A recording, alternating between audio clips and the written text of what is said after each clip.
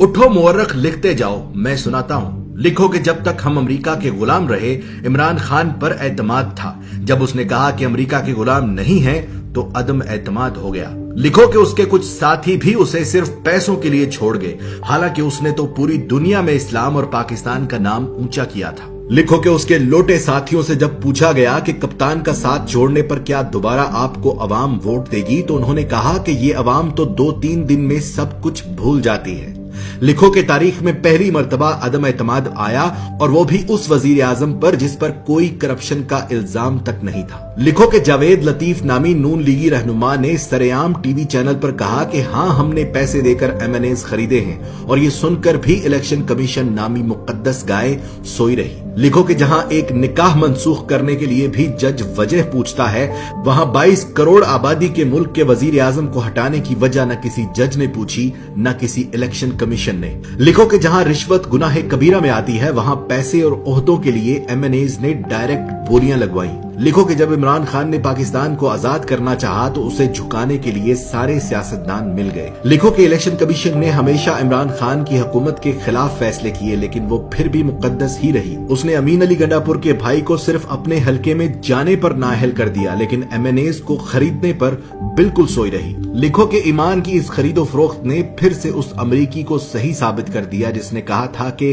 पाकिस्तानी पैसे के लिए अपनी मां तक बेच देते हैं। लिखो कि जब बगैर किसी कसूर के असेंबली में तमाशा लगाया गया, तो अज खुद नोटिस लेने वाले भी तमाशाई बने। लिखो कि पेट से सोचने वालों ने अमेरिका और मगरबी ममालिक के गुलाम सियासतदानों का साथ दिया। लिखो कि वो मर्दे मुजाहिद ये जानते हुए भी हक पर खड़ा रहा कि पैसे में बड़ी ताकत होती है। लिखो कि इस्लाम का नाम लेकर सियासत करने वालों ने उस शख्स की मुखालफत की जिसने सारी दुनिया में अपने नबी पाक सल्लल्लाहु अलैहि वसल्लम और इस्लाम पर लगे इल्जामात को गलत साबित किया। लिखो कि हम जहालत के उस समुद्र में रहते हैं कि जहां से हमें कोई नहीं निकाल सकता। लिखो कि महंगी गैरत कबूल नहीं थी, इसलिए सस्ती बेगैरती का इंतखाब हुआ। लिखो कि पाकिस्तान में ऐसा वक्त भी आया कि अगर ये कौम चाहती तो अपने लीडर का साथ देकर उसे गुलामी से निकाल सकती थी, मगर झूठे और मक्कार दज्जाली सियासतदानों ने उनकी आंखों पर जहालत की ऐसी पट्टी बांधी कि पेट की दलदल में औंधे मुंह गिर पड़े। गुलाम थे, गुलाम रह गए।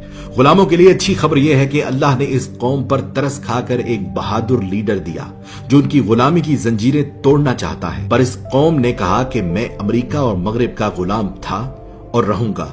मैं गुलाम इब्ने गुलाम इब्ने गुलाम इब्ने गुलाम। वक्त ने साबित किया कि बर्रे सगीर की यह मिट्टी बड़ी बेवफा है। ये अपने जगाने वालों को खुद मार देती है। जैसे बंगालियों ने मार दिया मुजीबुर रहमान को, पाकिस्तानियों ने मार दिया लियाकत अली को, और गांधी को मार दिया हिंदुओं ने। इसी तरह इमरान खान जो पाकिस्तान को पांव पर खड़ा करना चाहता है, इंसाफ का निजाम कायम करना चाहता है, गरीब और अमीर को एक जैसी जिंदगी देना चाहता है, उसकी जिंदगी में भी कुछ ऐसा ही मोड़ है। देखना सिर्फ ये है कि क्या हमने तारीख से कुछ सीखा, क्या हमने अल्लाह पर भरोसा करना शुरू किया, या आज भी हमारा भरोसा अमेरिका और यूरोप पर है। मेरी दुआ उसके लिए जो हक पर है, मेरी दुआ उसके लिए जो पाकिस्तान का सोचता है, मेरी दुआ सिर्फ उसके लिए जिसका ईमान सिर्फ और सिर्फ अल्लाह पर है। पाकिस्तान